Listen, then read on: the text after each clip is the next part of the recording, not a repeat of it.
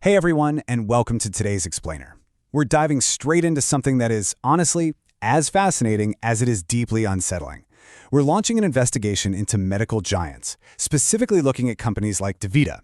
We're going to take a really focused, highly organized look at the actual mechanics of how chronic care operates in this sector. It's a revealing, almost pull-back-the-curtain look at the business behind the medicine. And I promise you, by the time we wrap up this explainer, you're going to see this industry and maybe the whole healthcare system in a completely new light. Let's get right into it. Okay, let's dive into this. What if the cure is actually bad for business? Think about it. We all have this baseline assumption when it comes to healthcare, right? We just naturally assume that the absolute, unquestionable goal of any medical provider is to heal you, to find the cure, apply it, and get you the heck out of the medical system so you can go live your life. But what if the very structure of a specific medical industry actively disincentivizes that? What if curing you literally destroys their underlying business model? Keep that thought in the back of your mind. Challenge those baseline assumptions as we move forward because it is absolutely the foundation of what we're unpacking today.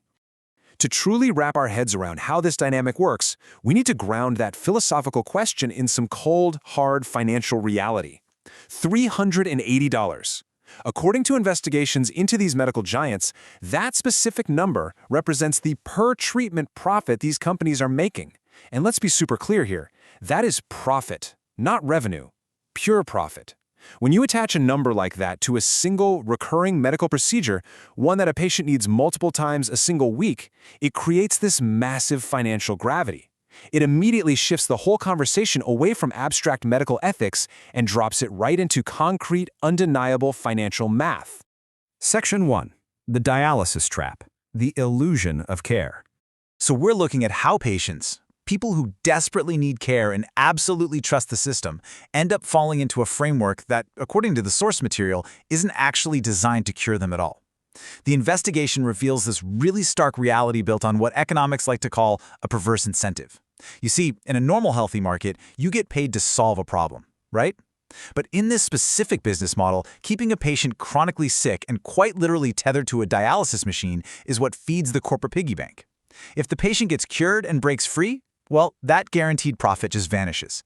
The financial incentive is heavily, almost overwhelmingly, weighted toward maintaining the sickness rather than doing the one thing that would actually cure it. Section 2. The profit motive. The math of sickness. Now, what's really interesting about this slide is the exact day-to-day mathematical reality driving these corporate decisions right at the clinic level. Just look at the patient pathways here. On one side of the equation, you have ongoing treatments on dialysis machines. This represents reliable, guaranteed, recurring revenue. On the exact opposite side, you have the ultimate cure, a life-saving kidney transplant. A successful transplant gives a patient their life back. But, mechanically speaking, referring a patient for that transplant means a clinic is actively losing a reliable customer. The source material highlights this exact crazy tension. Clinics often lack the financial motivation, or in some cases outright avoid, educating patients about the transplant list. They're prioritizing the lucrative maintenance of dialysis over a definitive cure. Moving on to Section 3. Monopolizing the market. Dominating the crisis. So you might be wondering, how exactly do you sustain a model like this without patients just packing up and going somewhere else? Well, it's executed through a highly efficient, closed-loop system that's literally designed to capture and retain. It's a 4-step playbook. Step 1, monopolize the market. By aggressively consolidating local clinics, these giants make sure vulnerable patients simply have nowhere else to go. Step 2, keep patients on dialysis machines. That recurring, multiple times a week treatment schedule, it's strictly maintained as the default status quo.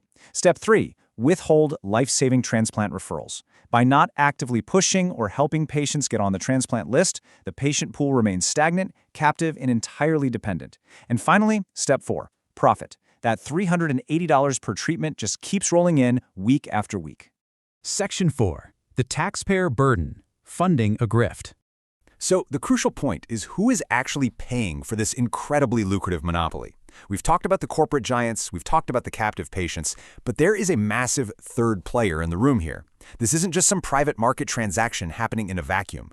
According to the investigation, this is largely a government-funded health crisis. Programs like Medicare, which use massive pools of public taxpayer money, are continuously funneling billions of dollars into these private clinics for endless maintenance treatments. It's wild.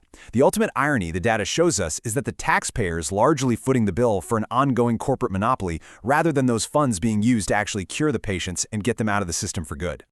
Which brings us to Section 5, the global grift, capitalizing on systemic vulnerabilities. Let's zoom out for a second, because this specific investigation points to a much broader macro conclusion about systemic corporate behavior.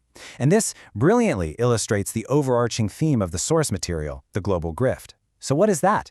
It's the act of monopolizing a government-funded crisis for corporate profit, rather than actually solving the underlying problem. The dialysis trap we've just mapped out is really just one highly optimized, perfectly executed example of this. It's a structural framework, where a severe human crisis is treated not as a disaster that needs to be urgently mitigated, but as a reliable, government-subsidized resource to be harvested indefinitely by a monopoly. As we wrap up today's explainer, I want to leave you with a final, pretty provocative thought to chew on, long after we finish here. Who really pays the price when a health crisis becomes a taxpayer-funded monopoly?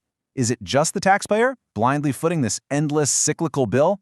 Or is it the patient, tethered to a machine week after week, waiting for a life-saving referral that goes directly against the bottom-line business model of the very clinic they trust with their life? It is a deeply complex, incredibly entrenched system, and understanding these structural mechanics, well, that's the first absolutely vital step to grasping how these industries actually operate. Thank you so much for joining me for this explainer. I really hope you found this breakdown as fascinating as I did, and hey, always keep questioning the structures you see around you.